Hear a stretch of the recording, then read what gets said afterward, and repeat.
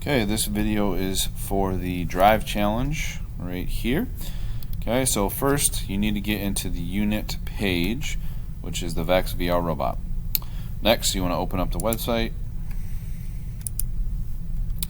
and open up the assignment. Okay. In the website, all right, remember you have the name, okay, which will be distance level 1. So distance level 1. Rename. Okay, so for this one it says program the robot to drive forward 3 grid squares.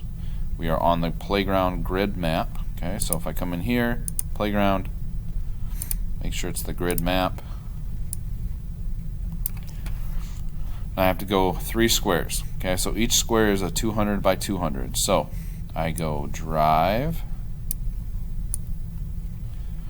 If I know I have to go 3, so up 200, 400, 600. Okay, so I go 600 and play. Okay, so that is distance level 1. So I'd go File, Save to my device. For Chromebooks, it'll automatically save. For me, I'll just overwrite this. Okay, then I go File, New Blocks Project. This is going to be distance level 2.